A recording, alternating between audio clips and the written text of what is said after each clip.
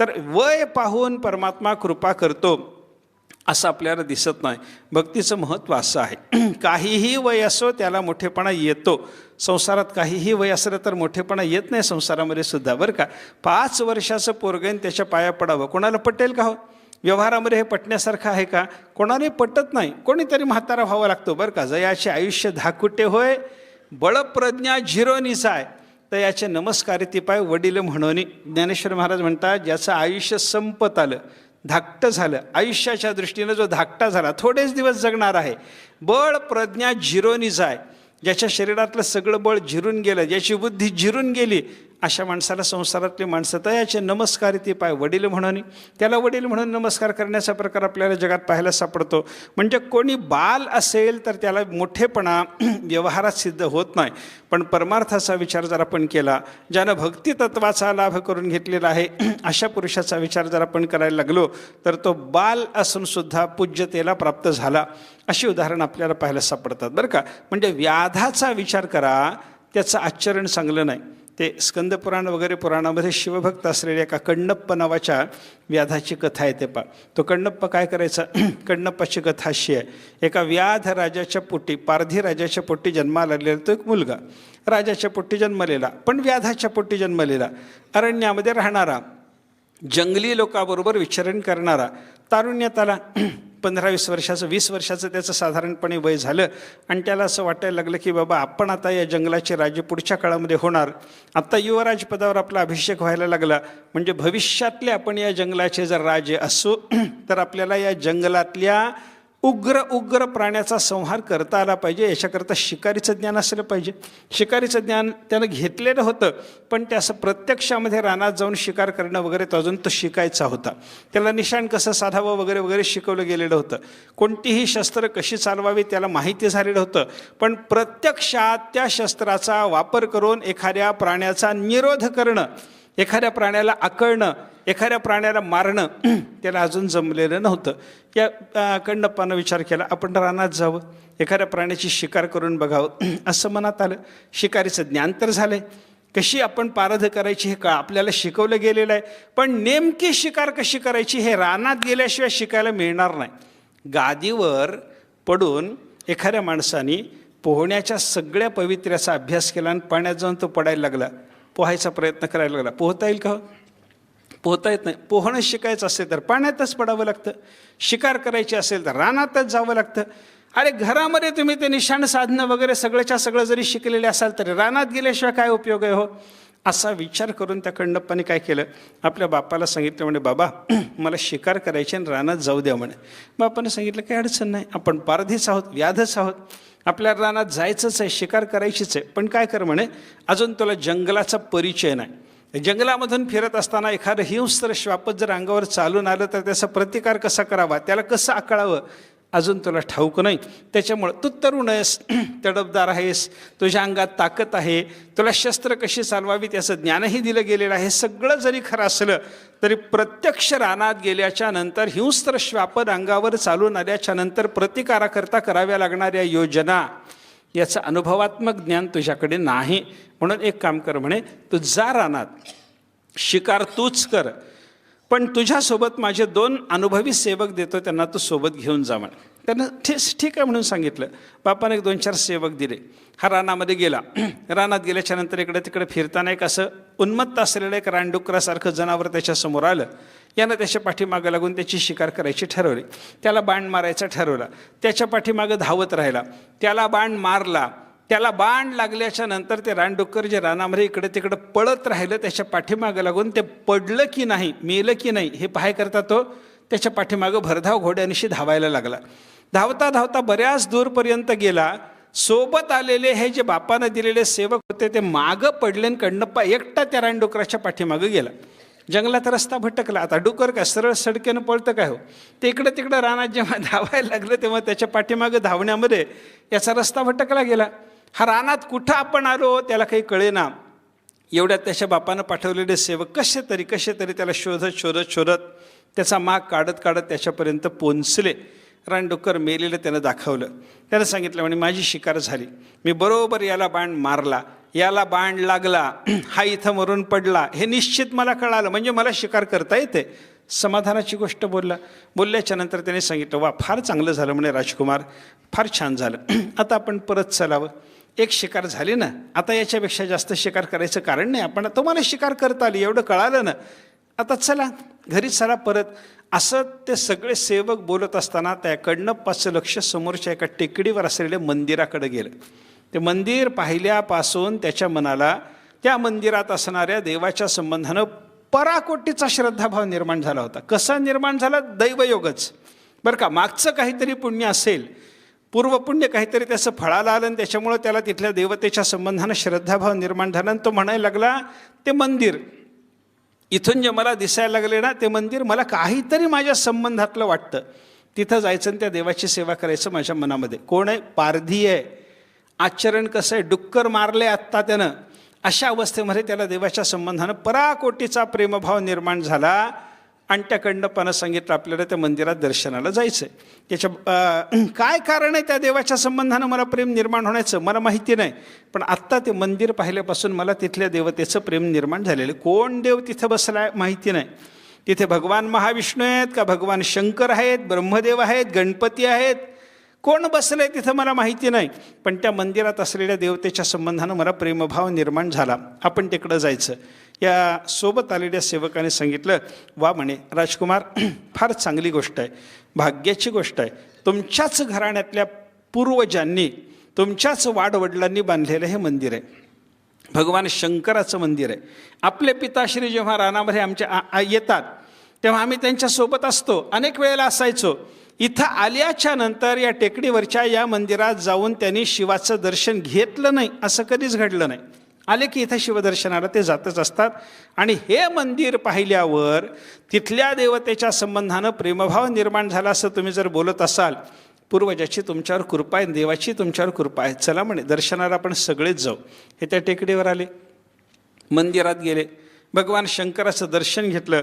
आणि भगवान शंकराचं दर्शन सर्वांनी घेणं झाल्याच्या नंतर या कण्णप्पाच्या अंतःकरणामध्ये देवाच्या संबंधानं जे प्रेम दाटून आलं, त्या कण्णप्पानं भगवान शंकराच्या त्या लिंगाला गाढ मिठी मारली. आणि मिठी मारून तो कण्णप्पा रडत रडत बोलायला लागला, देवा काय दुर्दशा आहे हो म्हणे तुमची. जगाचे स्वामी तुम्ही, पण तुमच्या मंदिराला दरवाजा नाही. जगाचे स्वामी तुम्ही, पण तुमच्या अंगावरचा पालापाचोळा झाडायला इथं कोणी नाही.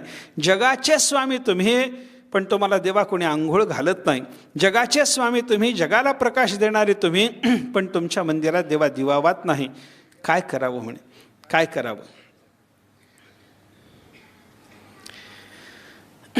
काय करावं असं कण्णप्पा प्रेमानं त्या देवाशी बोलायला लागला.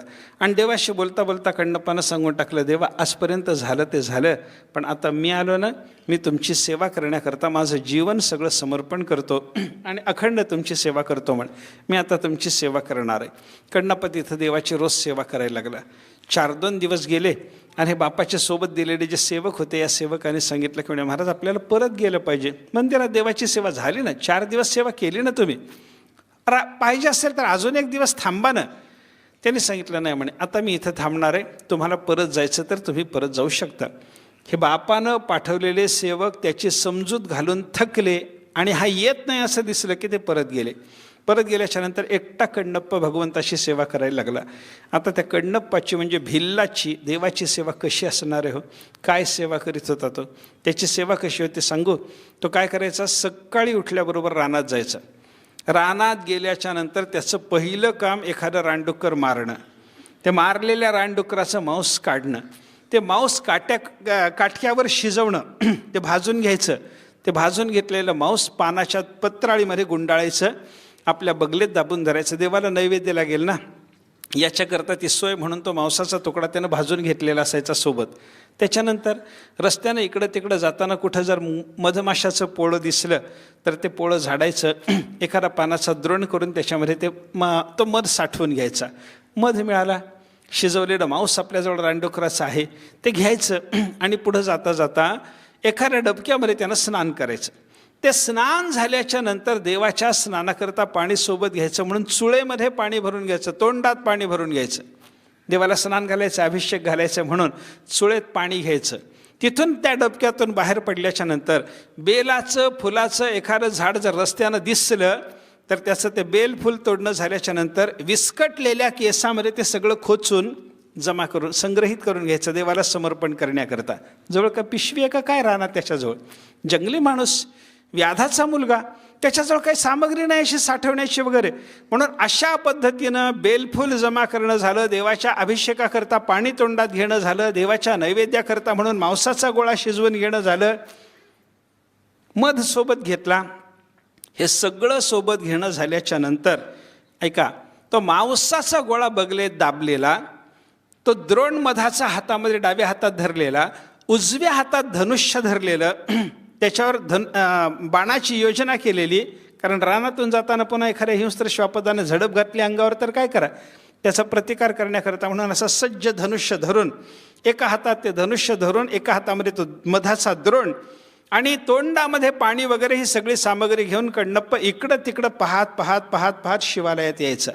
शिवालयात आल्यावर पहिल्यांदा काम काय, जगद्गुरू शंकराचार्यांनी शिवानंद लहरी नावाच्या त्यांच्या एका ग्रंथामध्ये, लहानसा ग्रंथ आहे 100-125 श्लोकाचा आचार्यांचा, त्याच्यामध्ये या कडनप्पाच्या सेवेचं वर्णन केलं आहे. तो सेवा कशी करत होता, मार्गावर्तित पादुका पशुपते हे अंगस्य कूर्चायते. आचार्यांनी काय वर्णन केलं, तो मंदिरात आला, धनुष्यबाण बाजूला ठेवायचा. बाजूला ठेवल्याच्या नंतर पायात त्याच्या जोडे तसेच असायचे. मंदिरात जरी आला तरी जोडे काढून मंदिरात यावं त्याला माहिती नाही. जंगलात फिरून फिरून त्या जोड्याची लक्तरं झालेली, लोंबायला लागलेलं त्याचं कातड असं, आणि अशा त्या जोड्या सकट पायाने त्याने आदल्या दिवशी देवाला समर्पण केलेलं बेलफूल बाजूला करायचं. आचार्य काय वर्णन करतात, मार्गावर्तित पादुका, रस्त्याने ज्या वाहना पायात घालून तो चालून आलेला असायचा. पशुपते हे अंगस्य कूर्चायते, पशुपतीच्या म्हणजे भगवान शंकराच्या अंगावरचा आदल्या दिवशी वाहिलेला बेल, आदल्या दिवशी वाहिलेली फुलं, हे सगळंच्या सगळं कूर्च म्हणजे झाडून काढण्याकरता. म्हणून त्याच्याजवळ केरसुनी कोणती, मार्गावर्तित पादुका. त्याच्याने देवाचं अंग झाडणं झालं. त्या अंग झाडणं झाल्याच्या नंतर देवाला अभिषेक घालायचा. अभिषेक कुठला हो, गंडोशांब निषेचनम. गंडोश म्हणजे चूळ, त्या गंडोशामध्ये धरून आणलेले जे आंबू म्हणजे पाणी, त्याचं निषेचन करणं म्हणजे देवाच्या अंगावर चूळ भरणं, हा त्याचा देवाला अभिषेक होता. पण त्यानं देवाच्या अंगावर चूळ भरल्याच्या नंतर भगवान शंकराला जो आनंद वाटायचा, त्या आनंदाचं वर्णन करताना आचार्याने सांगितलं, गंडोशांबू निषेचनम पुररिपोहो दिव्याभिषेकायते. त्रिपुरासुराचा नाश करणाऱ्या त्या भगवान शंकराला या कडनप्पानं त्याच्या अंगावर चूळ भरल्याबरोबर कोणीतरी भक्त महात्मा मला दिव्याभिषेक करतो असं वाटायचं. माणिक्याभिषेक असतो, वैडूर्याभिषेक असतो असं म्हणून जो अभिषेक केला जातो की नाही, नवरत्नाचा अभिषेक, तसा दिव्य अभिषेक. 4ही समुद्राचं पाणी आणून मला कोणीतरी अभिषेक करतो, स्वर्गंगेचं पाणी आणून कोणीतरी मला अभिषेक करतो, असा आनंद देवाला वाटायचा. कशातून, त्या कडनप्पानं देवाच्या अंगावर चूळ भरली, त्याच्यातून देवाला एवढा आनंद झाला. आता हे झालं, देवाचं स्नान झालं, अंग स्वच्छ करणं झालं, पहिल्यांदा जोड्यासकट पायानं देवाला साफ केलं, चूळ भरून देवाला अभिषेक घातला. अभिषेक झाल्याच्या नंतर देवाला बेलफूल समर्पण करायचं. कडनप्पाने काय करावं, देवाच्या अंगावर असं वाकायचं, ओणवं व्हायचं आणि आपल्या केसात ते खोचून आणलेलं बेलफूल सगळं देवाच्या अंगावर टाकण्याच्या निमित्तानं नुसते केस झाडायचे हो. ते केस झाडल्याच्या नंतर बेलफूल जसं पडत होतं तसं याचे केससुद्धा गळून देवाच्या अंगावर पडत होते. पण देवाला त्याच्यातून आनंद होता, देवाला आनंद होता. कोणीतरी भक्त महात्मा मला नवीन नवीन फुलं आणून देतोय, समर्पण करतोय, असा देवाला आनंद वाटायचा बरं का. ते बेलफूल समर्पण करणं झालं. देवाला नैवेद्य, भगवान शंकराचा स्वभाव असा म्हणतात, त्यांना स्नानानंतर गंधफूल समर्पण केल्यावर, बेल समर्पण केल्यावर नैवेद्याला उशीर चालत नाही. बाकी कोणत्याही देवाला नैवेद्याला वेळ चालतो. पांडुरंगाला नैवेद्य द्यायला वेळ लागला चालतो, शंकराला नैवेद्याला विलंब चालत नाही. लगेच जेवायला पाहिजे त्यानं. मग लगेच जेवायला पाहिजे तर याच्याजवळ काय होतं हो, ते आणलेला मध आणि तो मांसाचा तुकडा. जगद्गुरू शंकराचार्य त्याच्या मांसाचं वर्णन करतात, किंचित भक्षित मांस शेष कवलम. बरं का, त्याला काय दिलं, मांस कवल, मांसाचा घास दिला त्यानं देवाला. पण तो कसा, ते मांस कोणाचं, डुकराचं. ते मांस काढणं झालं, आधीच ते मांस त्यात ते डुकराचं, त्याच्यात ते शिजवलेलं, उत्तरोत्तर अपवित्रता त्याच्या ठिकाणी निर्माण होते बरं का. मांस म्हणलं कीच अपवित्र, डुकरासारख्या प्राणाचं म्हणलं की अधिक अपवित्र, ते शिजवलं म्हणलं अजून अपवित्र बरं का. आणि शिजवल्याच्या नंतर तरी त्यानं जसंच्या तसं देवाला आणून दिले का, किंचित भक्षित, ते कसं चवदार झाले की नाही खाऊन बघायचं. देवाला बेचव देऊन काय करायचं हो, देवाला गोड बोरं दिली पाहिजेत, याच्याकरता शबरीनं आंबट बोर येऊ नये म्हणून प्रत्येक बोर जसं उष्ट करून ठेवलेलं असायचं ना, तसं कण्णप्पासुद्धा रोज रोज मांस चवदार झाले की नाही हे पाहायचं ना. किंचित भक्षित मांस शेष कवलम, याच्या खाण्यातून उरलेला तो मांसाचा तुकडा तो देवाला नैवेद्य म्हणून समर्पण करायचा. पण देवाला किती आनंद. आचार्य वर्णन करतात, नव्योपहारा येते, कोणीतरी भक्त मला रोज रोज नवीन नवीन फराळाचे पदार्थ आणून समर्पण करायला लागला, हा देवाला आनंद आहे. देवाला एवढा आनंद आहे. आता विचार करा, कण्णप्पानी केलेल्या या पूजेमध्ये कोणता पूजा प्रकार आपल्या दृष्टीनं, सामान्य माणसाच्या दृष्टीनं, व्यवहारी माणसाच्या दृष्टीनं योग्य पूजा प्रकार कोणत्या सांगा ना. देवाचं अंग साफ करण्याकरता जोड्याने देवाला झाडलं, चांगलं आहे. देवाला बेलफूल समर्पण करण्याकरता म्हणून देवाच्या अंगावर ओणवाहून केस झाडले, चांगलं आहे. काही चांगलं नाही ना. देवाला अभिषेक घालण्याकरता देवाच्या अंगावर यानं चूळ भरली, चांगलं आहे नाही ना. देवाला नैवेद्य समर्पण करण्याकरता म्हणून मांस, तेही डुकराचं, तेही शिजवलेलं, तेही खाऊन पाहिलेलं, उष्ट केलेलं, तर देवाला समर्पण करतो. काही चांगलं नाही ना, काही चांगलं नाही. मग हे सगळं चांगलं नसताना देवाला जो आनंद होता याचं कारण काय. जगद्गुरू शंकराचार्य सांगतात, याचं एकमेव कारण त्या कण्णप्पाच्या अंतःकरणात असलेला भक्तिभाव. भक्ती किन्न करोति. आचार्य विचारतात आपल्याला, भक्ती काय करत नाही बाबा. अहो वनचरो, अरे बाबा एक सामान्य जंगली माणूस, वनचर माणूस, पण भक्ता वतंसा येते. भक्ताच्या मुकुटमण्यासारखी त्याची योग्यता भगवंताने सिद्ध करून दिली आणि त्याला कैलासाला नेलं. त्या कण्णप्पाच्या भक्तीची देवानं परीक्षा पाहिली. हे आचार्याने केलेलं वर्णन संपलं. पण पुढं चला, थोडं त्या कण्णप्पाचं चरित्र आणि त्याची भक्ती बघा. काय माणसं जे आपण बोलू त्याच्यातून जेवढं काही विपरीत घेता येतं तेवढं घ्यायला तयारच असतात बघा. देवाला खुश करायचं असेल तर जोड्यानं झाडलं पाहिजे. मला एक जण बोलला, तुम्ही कण्णप्पाच्या कथेत नाही का सांगितलं, देवाला खुश करायचं असेल तर त्याच्या अंगावर चूळ भरावी, देवाला खुश करायचं असेल तर त्याला मांसाचा नैवेद्य दाखवा. कण्णप्पावर देव खुश झाला नाही का. अरे कण्णप्पासारखी भक्ती असू द्या आणि कण्णप्पासारखं जंगली पण तुमच्या ठिकाणी असू द्या, मग तुम्ही केलेलं सगळं देव सहन करायला तयार आहे. तुमच्या ठिकाणी जंगलीपणाही नाही, तुमच्या ठिकाणी कण्णप्पासारखं अज्ञानही नाही, तुमच्या ठिकाणी कण्णप्पासारखा भगवंताच्या विषयीचा प्रेमभावही नाही, आणि तुम्ही वाटेल ते केलेलं देवाने सहन करावं असं जर कोणी म्हणायला लागलं ते कसं शक्य आहे. शक्य होत नाही. कण्णप्पाचा भक्तिभाव बघा. पुढं काय झालं, काही दिवसाच्या नंतर देवाच्या मनात ही कण्णप्पाची सेवा चालू होती बरं का. कण्णप्पा देवाला हे सगळं देवाची पूजा करणं झालं, देवाला तो मांसाचा गोळा नैवेद्य म्हणून समर्पण करणं झालं की मग उरलेला तो मांसाचा गोळा स्वतः खायचा, आपले पोट भरायचा, दिवसभर देवाशी बोलत बसायचा. करमणूक पाहिजे ना देवाला, आपल्याला करमणूक पाहिजे, देवालाही करमणूक पाहिजे, म्हणून यानंच देवाशी बोलायचं, देवाकडून उत्तर यानंच बोलायचं. एक पात्री प्रयोगासारखं त्यानं देवाशी बोलावं, देवाचं उत्तर यानंच बोलावं, असा संवाद दिवसभर करायचा. संध्याकाळी बसून थोडं भजन करायचं, काहीतरी त्याला जसं जमेल तसं टाळी वाजवून वगैरे वगैरे त्याच्या जंगली पद्धतीनं भजन करायचं. आणि देव झोपले असं म्हणून देवाच्या रक्षणाकरता देवाचं दार मोकळं आहे, मंदिराला दरवाजा नाही, एखाद्या हिंस्त्र श्वापदाने आक्रमण केलं तर देवाला इजा होईल, या भावनेनं हातात धनुष्य बाण घेऊन मंदिराच्या समोर रात्रभर पहारा द्यायचा, रात्रभर पहारा द्यायचा. ही त्याची भक्ती होती. आणि असं होता होता देवाने एका दिवशी त्याची परीक्षा पाहायचं ठरवलं. काय केलं देवाने, तो सकाळी उठून स्नान करून ही सगळी पूजा सामग्री त्याच्या पद्धतीनं आणायला जेव्हा जंगलात गेला ना, तो जंगलातून परत येईपर्यंत परमात्म्याने एक लीला रचली. देवाच्या डाव्या डोळ्यातून रक्त गळायला लागलं. त्या मंदिरातल्या शिवलिंगाला असं ते नाक, कान, डोळे वगैरे असं कोरलेलं होतं. ते डोळ्यातून रक्त गळतं असं कण्णप्पाला दिसलं आल्या आल्या. कण्णप्पाने विचार केला, माझ्या देवाचा डोळा गेला, डोळ्यातून रक्त यायला लागलं. कोणीतरी एखादा वाघासारखा प्राणी इथं आला असेल, त्यानं आक्रमण केलं असेल, पंजा मारला असेल, देवाचा डोळा गेला. कण्णप्पा रडायला लागला धाय मोकलून, माझ्या देवाचा डोळा गेला गेला गेला. थोडा वेळानंतर कण्णप्पा म्हणायला लागला, आपण एक प्रयोग करून पाहू. त्याच्या जंगली बुद्धीला जे जाणवलं त्याच्यात तो विचार करतो. देवाचा डोळा गेला ना, आपला डोळा देवाला जर लावला तर देवाचा डोळा ठीक होईल ना, असा विचार. भक्ती आहे की नाही याच्यात बघा, प्रेम आहे की नाही देवाच्या संबंधानं.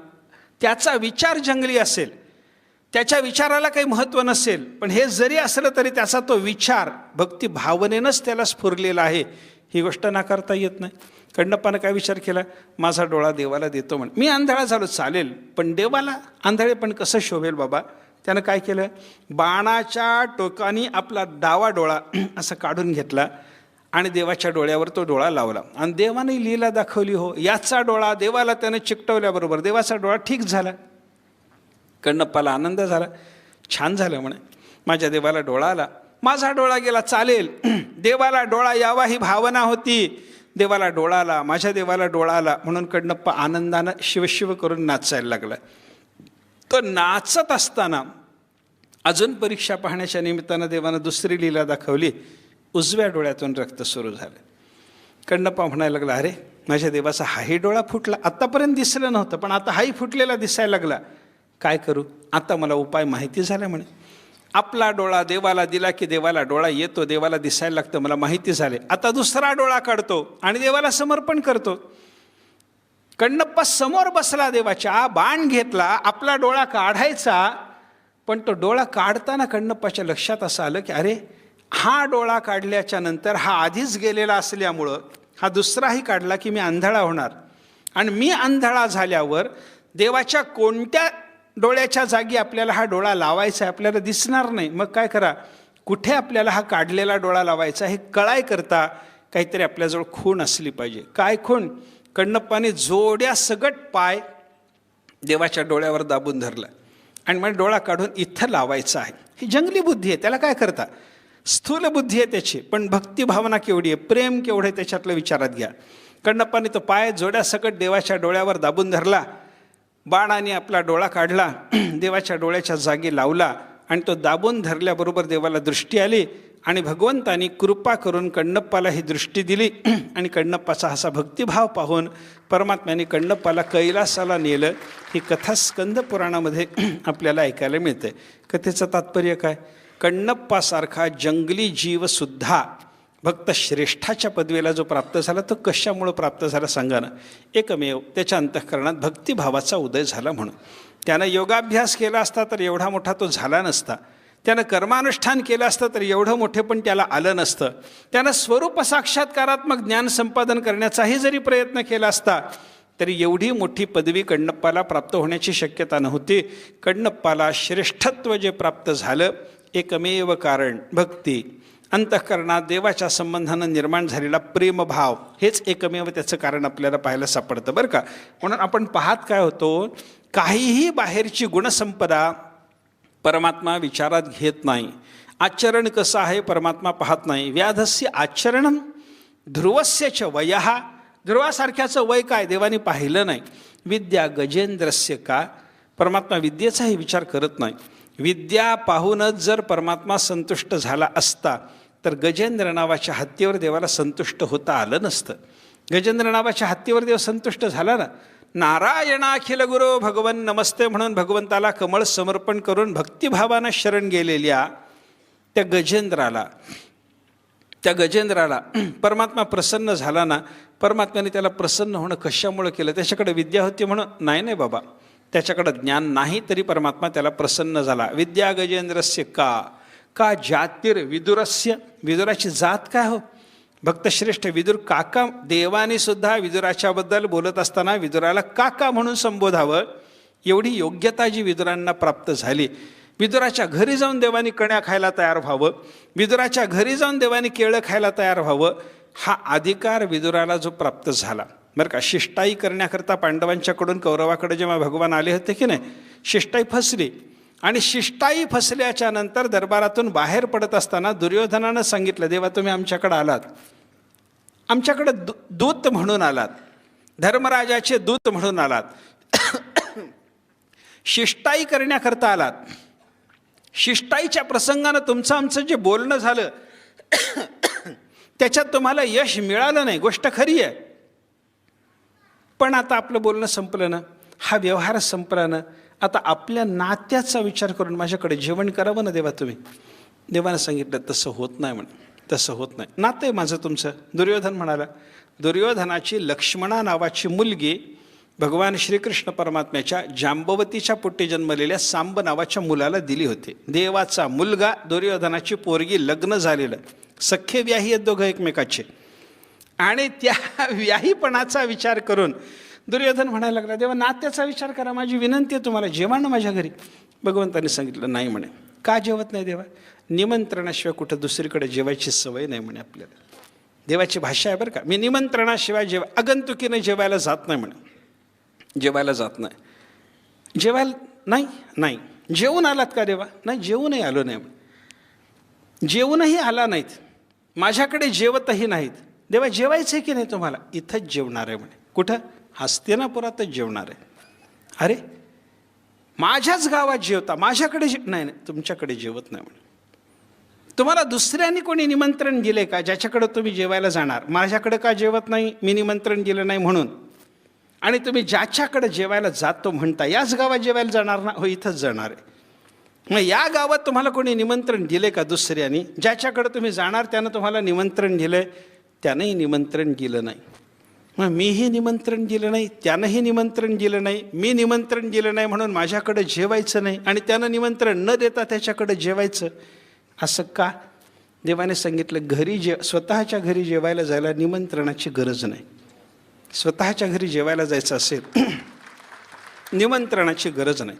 सकाळी तुम्ही घरातून बाहेर पडता, कधी बायको तुम्हाला हात जोडून म्हणते का, जेवायला इथंच यायचं बरं?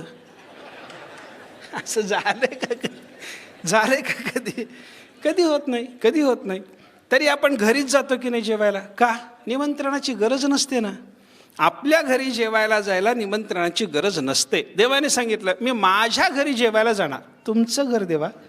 हस्तिनापुरात 16,108 राण्यातली एक राणी इथं आणून ठेवली का कोणी?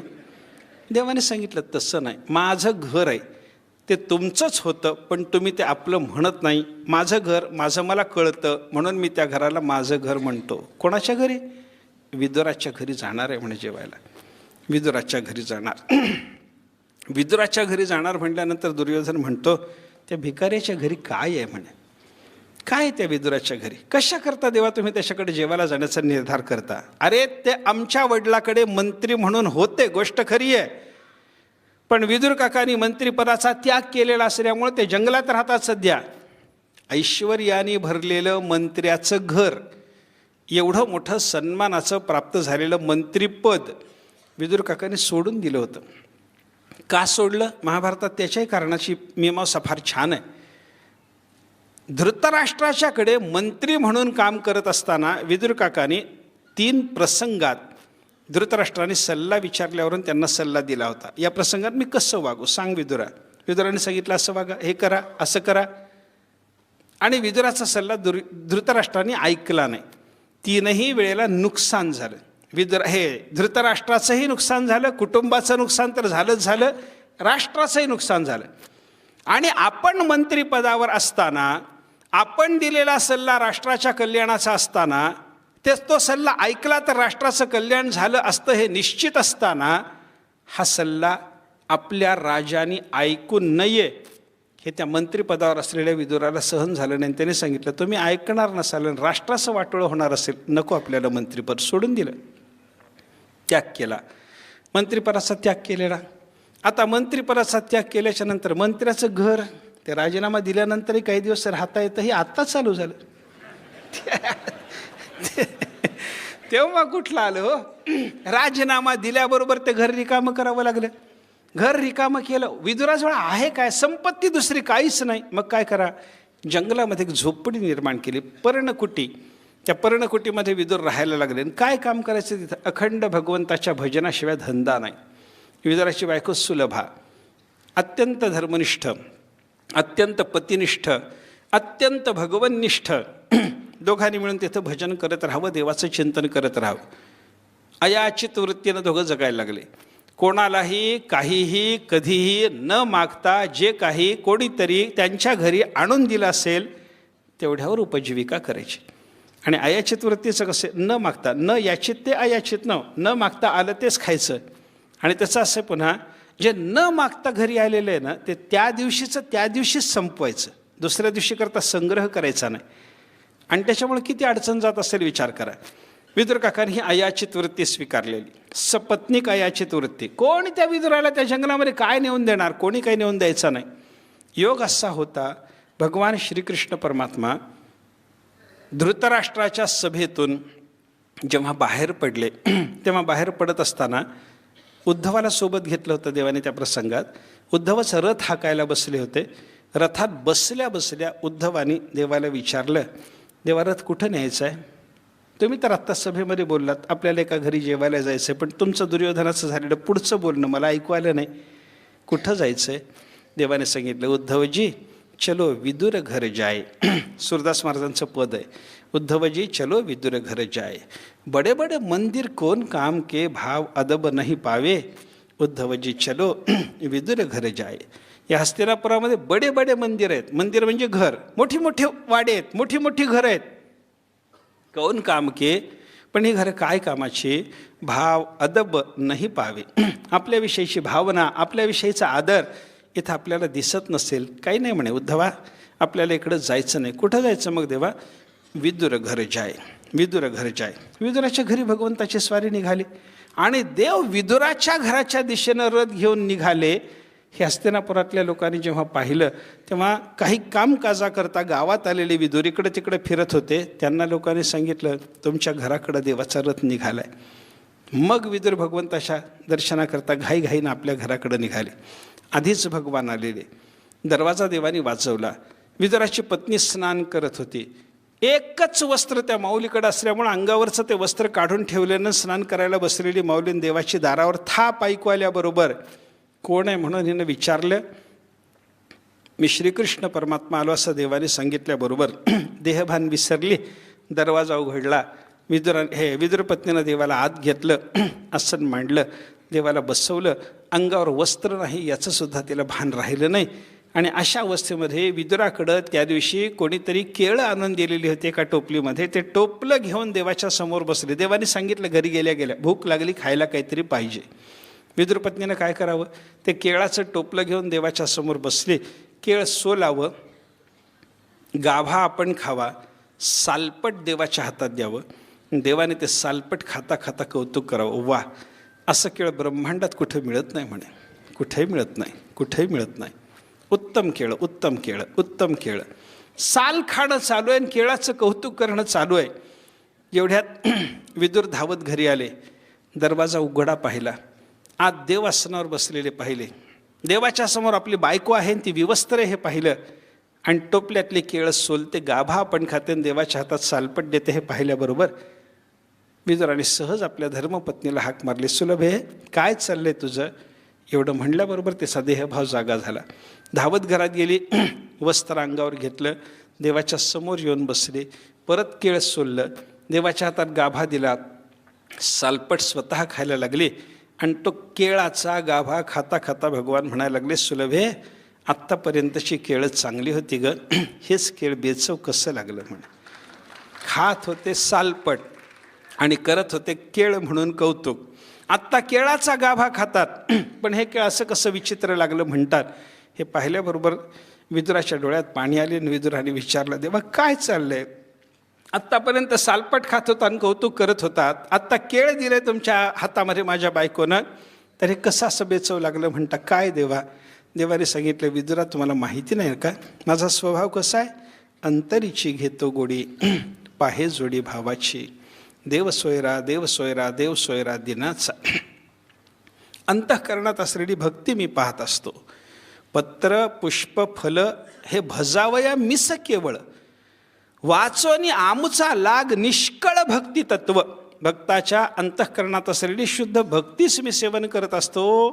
ती भक्ती समर्पण करण्याकरता भक्तानं मला दिलेली वस्तू कशी आहे, काय किमतीची आहे, याचा विचार माझ्या मनामध्ये नसतो. हे देवाने समजून सांगितलं. तिथं पुढे विदुराच्या घरच्या कण्याही देवानी खाल्ल्या. हे सगळं चरित्र मला सांगायचं आत्ता कारण नव्हतं, पण कशाकरता सांगितलं? विदुराची जात काय चांगली म्हणून विदुराचं देवानी अन्नसेवन करावं. काही नाही. पण जातीचा विचार देवाकडे नाही. देवाकडे विचार कोणता? भक्तीचा विचार. त्याच्या अंतःकरणातली भक्ती कोणती, कशी आहे हे परमात्मा पाहतो.